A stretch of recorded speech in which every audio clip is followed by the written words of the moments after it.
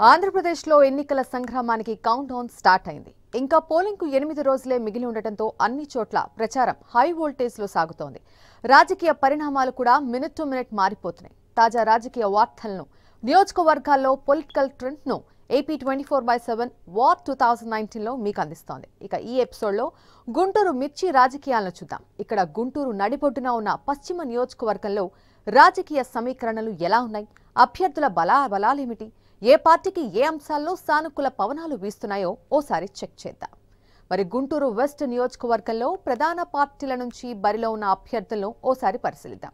ఈ నియోజకవర్గంలో టీడీపీ అభ్యర్థిగా మద్దాల గిరిధర్ పోటీ చేస్తుండగా, వైసీపీ నుంచి పోలీస్ అధికారి చంద్రగిరి యేసురత్నం బరిలో ఉన్నారు. ఇక జనసేన నుంచి తోటా చంద్రశేఖర్ గట్టి పోటీ ఇవ్వడానికి సిద్ధమవుతుండగా, ఇక బీజేపీ ఇక్కడ సరికొత్తగా ఆలోచించి నచ్చావులే స్నేహితుడా లాంటి సినిమాలతో మెప్పించిన హీరోయిన్ మాధవీలతని బరిలోకి దించింది. కాంగ్రెస్ నుంచి సవరం రోహిత్ మేమున్నామంటూ యుద్ధానికి సిద్ధమయ్యారు.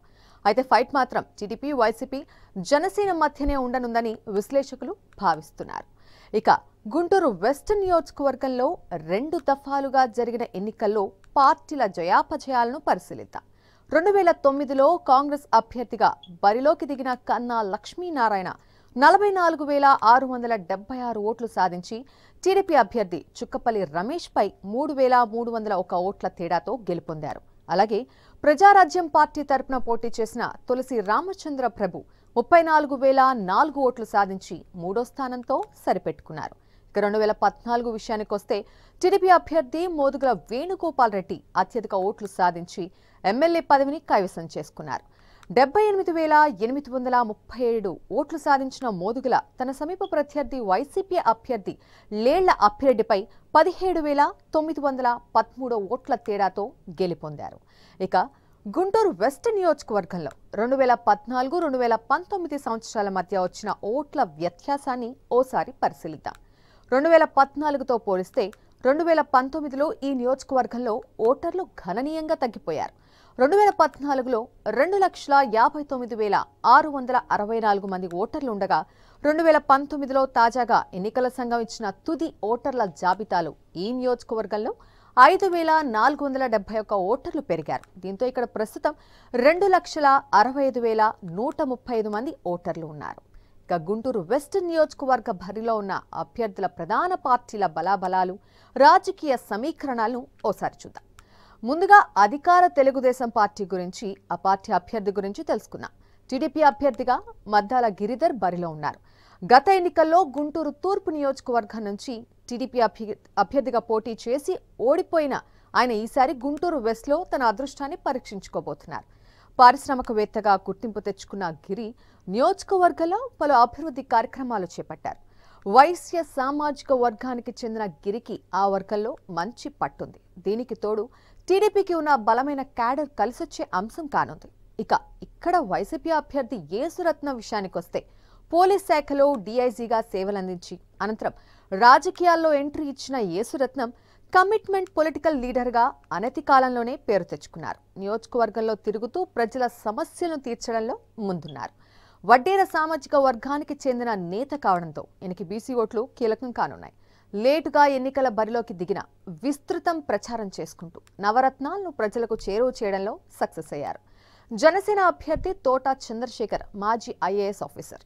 జనసేన సిద్ధాంతాలు నచ్చి ఆ పార్టీలో చేరిన చంద్రశేఖర్ గతంలో ప్రజారాజ్యం పార్టీలోనూ క్రియాశీలకంగా మెలిగారు. మెగా కుటుంబానికి మంచి స్నేహితుడైన తోటా చంద్రశేఖర్ సామాజికంగా తనకంటూ ప్రత్యేక గుర్తింపు పొందారు. ఇప్పటికే 2 ప్రత్యక్ష ఎన్నికల బరిలో ఓటమి చవి చూసిన తోటా చంద్రశేఖర్ ఈసారి ఎలాగైనా గెలుపొందాలనే పట్టుదలతో ప్రచారంలో దూసుకు వెళుతున్నారు. ఇక గుంటూరు వెస్ట్ నియోజకవర్గంలో టీడీపీ సానుకూల, ప్రతికూల అంశాలను ఓసారి చెక్ చేద్దాం. ఈ నియోజకవర్గం నుంచి బరిలో ఉన్న టీడీపీ అభ్యర్థి మద్దాల గిరిధర్ గత ఎన్నికల్లో గుంటూరు తూర్పు నుంచి పోటీ చేసి ఓటమి పాలయ్యారు. దాంతో టీడీపీ ఈసారి వెస్ట్ నుంచి ఆయన రంగంలోకి దింపింది. Sitting MP Galla Jayadev support ఉండడం గిరికి కలిసొచ్చే అంశం. దీనికి తోడు నియోజకవర్గంలో బలమైన టీడీపీ క్యాడర్ కలిసికట్టుగా మద్దాల గిరికి మద్దతుగా ప్రచారంలోకి దిగడంతో ఈ నియోజకవర్గంలో తెలుగుదేశం పార్టీ విజయంపై ఆ పార్టీ శ్రేణులు ధీమాగా ఉన్నారు. వైసీపీ అభ్యర్థిగా చంద్రగిరి యేసురత్నం తొలిసారి ప్రత్యక్ష ఎన్నికల్లో పోటీకి దిగుతున్నారు. యేసురత్నం విషయానికి వస్తే రాజకీయాలకు కొత్త కావడం కొంతమేర నష్టం చేకూర్చే అంశం. పోల్ మేనేజ్మెంట్ పై అవగాహన లేకపోవడం కూడా యేసురత్నంకు ప్రతికూల అంశమే. నియోజకవర్గ ప్రజల్లో మమేకమైనప్పటికీ కార్యకర్తల సమన్వయ పరచలేకపోవడం మైనస్గా చెప్పుకోవచ్చు. డిఐజీగా పనిచేయడం, తనపై ఎటువంటి ఆరోపణలు లేకపోవడం చంద్రగిరి యేసురత్నంకు కలిసొచ్చే అంశం. ప్రతినిత్యం ప్రజల్లో ఉంటూ వారి సమస్యలను తీర్చడంతో పాటు మంచి పేరును సంపాదించుకున్నారు. సో మొత్తానికి ఇక పాజిటివ్ అలాగే నెగిటివ్ విషయానికి వస్తే గుంటూరు పశ్చిమ నియోజకవర్గంలో జనసేన పార్టీ 2 ప్రధాన పార్టీలకు గట్టి పోటీ ఇస్తోంది. ఇక్కడ జనసేన అభ్యర్థిగా ఉన్న తోట చంద్రశేఖర్ ఎన్నికల ప్రచారంలో దూసుకుపోతున్నారు. గత ఎన్నికల్లో వైసీపీ తరపున ఎమ్మెల్యే అభ్యర్థిగా ఏలూరులో పోటీ చేసి ఓడిన తోట ఈసారి ఎలాగైనా ఎమ్మెల్యేగా గెలవాలని ప్రయత్నిస్తున్నారు. ఐఏఎస్గా పనిచేసిన అనుభవం ప్లస్ కానుంది. స్థానికుడు కావడం, కాపు సామాజిక వర్గం నేతగా కావడం కూడా చంద్రశేఖర్కి కలిసొచ్చే అంశమే. గతంలోనూ ప్రజారాజ్యం పార్టీ ఆవిర్భావ సమయంలో ఈ విషయం రుజువైంది. జనసేన పార్టీలో క్రియాశీలక పాత్ర పోషిస్తున్న తోటా చంద్రశేఖరరావుపై ఆ వర్గంలో మంచి ఇమేజ్ ఉంది. సామ్యుడిగా సామాజిక సేవా కార్యక్రమాలతో ప్రజల్లో ఉండే తోటా చంద్రశేఖర్ తన గెలుపుపై ధీమాగా ఉన్నారు. సో ఇది ఇవాల్టి గుంటూరు వెస్ట్ పై పొలిటికల్ అనాలిసిస్. Stay tuned.